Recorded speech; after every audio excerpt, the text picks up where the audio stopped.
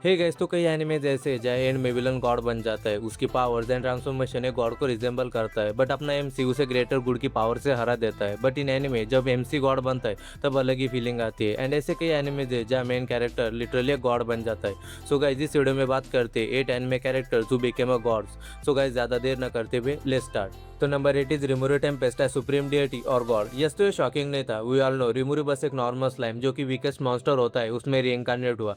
But जैसे जैसे story आगे प्रोग्रेस हुई, रिमोरू एक स्लाइम से फर्स्ट उसने अपना ह्यूमन फॉर्म लिया जब उसने शिज़ुए आवाजाओ को ऑब्जर्व किया, जिसने रिमोरू को ह्यूमन अपीयरेंस दिया। एंड आफ्टर दैट रिमोरू इवॉल्व हुआ डीमन स्लाइम में जब उसने 20,000 सोल्जर्स की सोल्स को हार्वेस्ट किया एंड बना द ट्रू डीमन लॉर्ड। इस एवोल्यूशन ने रिमोरू की magical powers and physical powers बढ़ा दी। एंड इस एवोल्यूशन से उसकी ग्रेट सेज राफेल बनी। एंड फिर रिमोरू बना अल्टीमेट स्लाइम जिसने उसे पीक फिजिकल फॉर्म दिया। एंड उसे एबिलिटी मिली स्पेस टाइम को फ्रीली मैनिपुलेट करने देने की।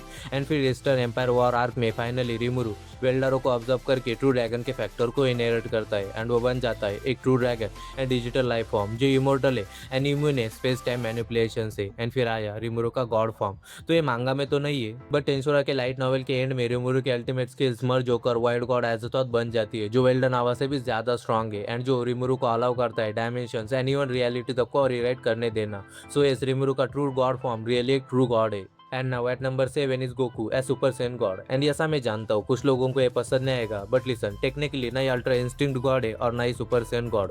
बट जब गोकू सैयन रिचुअल को परफॉर्म करके ये फॉर्म लेता है तब गोकू गॉड की को भी अचीव करता है। And that's the reason super Saiyan god Goku इस लिस्ट में। तो इस गॉड फॉर्म में गोकू के हेयर रेड हो जाते हैं एंड गोकू की बॉडी थोड़ी स्लिम हो जाती है जो उसे मोर स्पीड एंड एजिलिटी देती है। And super Saiyan God universe level पर है एंड इस फॉर्म के साथ ही गोकू ने लॉर्ड बेरस को काफी अच्छी फाइट दी थी।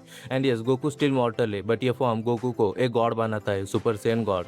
And now at number 6 is Naruto. Yes I know, but let me explain. Okay, तो Naruto one of the best anime characters में से एक है एंड उसने कितनी मेहनत की है। तो नारुतो के पास कुरामा है या था एंड कुरामा नारुतो को इमेंस चक्र प्रोवाइड करता है जो उसे ऑलरेडी बहुत ही ज़्यादा स्ट्रांग बनाता है। एंड हम सब ने नारुतो के केसीएम मोड को तो देखा ही है जो बहुत ही ज़्यादा स्ट्रांग है। एंड केसीएम मोड में नारुतो अदर पर्सन्स को हील कर सकता है एंड उसकी mastery on all 9 tail beast चक्र उसे और भी स्ट्रांग बनाती है। बट जब नारुतो ने 6 पास सेज मोड अनलॉक किया तब वो बना गॉड या may be Demi God.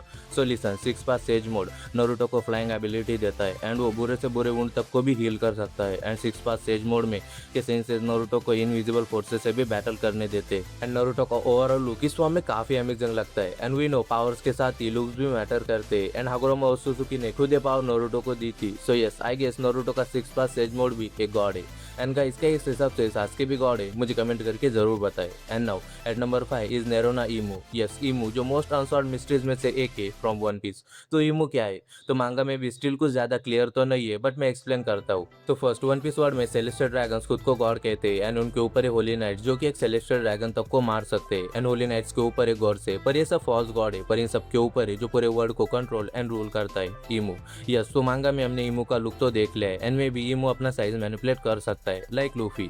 And Imu की पावर स्टिल एक मिस्ट्री है एंड वो मोस्ट पावरफुल कैरेक्टर है in one piece after Joy Boy. Okay, and Imu का लुक गॉड से ज्यादा डेविल को रिजेंबल करता है। सो गाइस, आप मुझे कमेंट करके जरूर बताएं कि इमू गॉड है या devil. And now at number 4 is prince of all Saiyans Vegeta as a super Saiyan god. And अब तुम लोग सोच रहे होगे कि मैंने वेजिटा को गोकू के ऊपर क्यों रखा है, इवन उन दोनों ने ही super Saiyan god form achieve किया।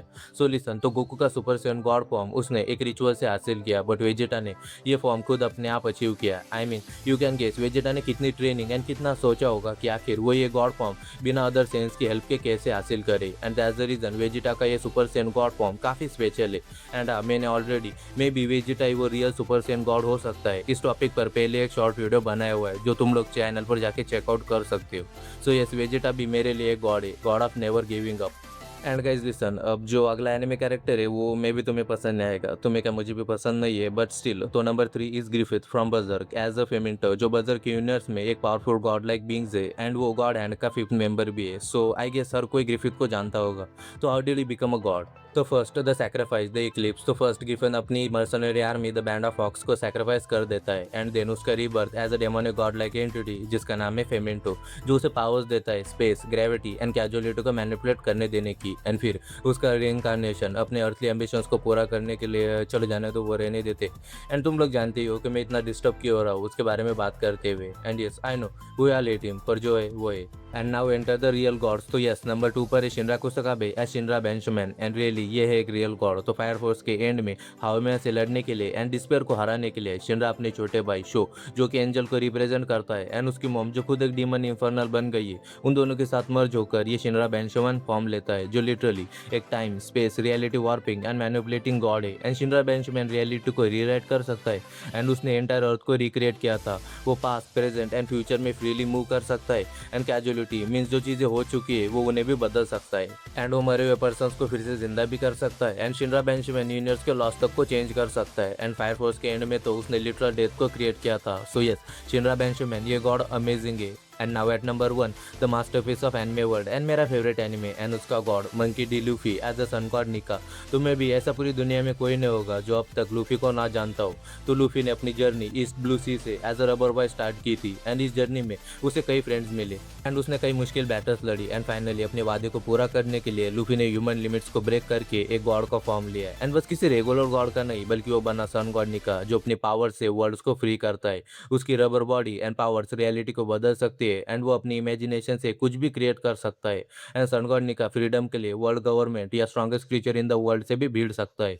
सो yes Luffy as the sun god Nika perfect है। So that's all guys. So I hope कि आपको ये सारे गॉड कैरेक्टर्स पसंद आए होगी।